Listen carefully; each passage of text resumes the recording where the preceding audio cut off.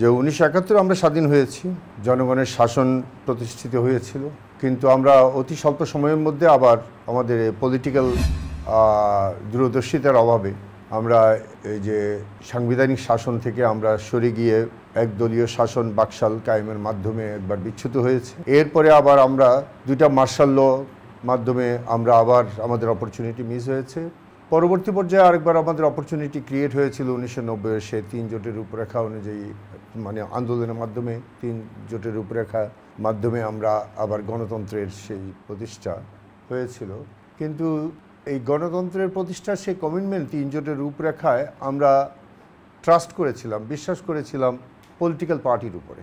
কিন্তু পলিটিক্যাল পার্টিগুলা সেই যেই সংবিধানের উপরে বেসিস করে তারা পলিটিক্যাল পার্টি ক্ষমতায় আসছিল, এই সংবিধানের দুর্বলতাগুলোকে না কাটিয়ে জোটের সেই 3 জোটের রূপরেখাকে বাস্তবায়নের উদ্দেশ্যে যে সংবিধানের যেই পজিটিভ সংস্কার করার কথা, সেই ওয়াদা তারা বরখেলাপ করে এর প্রেক্ষিতে আমরা যেই তিমিরে সেই তিমিরেই রয়ে গেছি। এরপরে 1990 থেকে শুরু করে আমরা জানি 2024 পর্যন্ত আমরা একে তো সাংবিধানিক দুর্বলতা, বিকজ আমরা জানি যে একটা দেশের রাষ্ট্রের গভর্নেন্সটা চলার জন্য যে আইনি কাঠামো থাকে, এই আইনি কাঠামোর সর্বোচ্চ লেভেলে থাকে সুপ্রিম ল হিসেবে সংবিধান।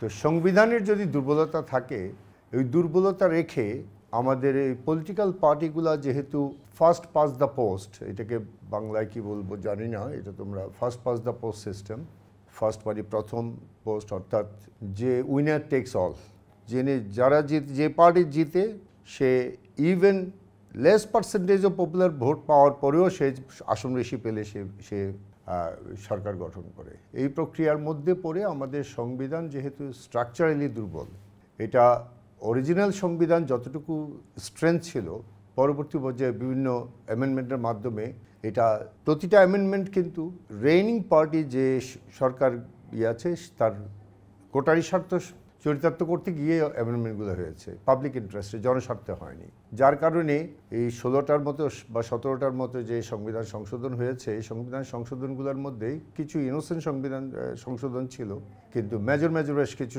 সংশোধনের কারণে এই সংবিধান আসলে স্ট্রাকচারালি এটা কিন্তু একটা মানে দুর্বল সংবিধানে পরিণত হয়েছে।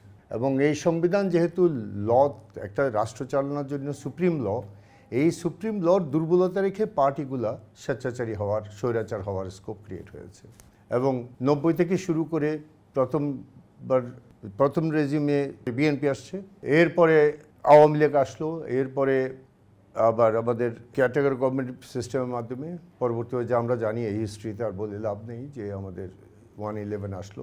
কিন্তু আমাদের সংবিধানের দুর্বলতা বিভিন্ন মাধ্যমে আরও বাড়তে থাকলো। এই অবস্থায় এখন সুপ্রিম লর এই স্ট্রাকচারের দুর্বলতার কারণে, সঙ্গত কারণে আমাদের প্রত্যেকটা সরকারই স্বৈরাচারী হওয়ার মতো তার রেভিনিউ ক্রিয়েট হয়েছে।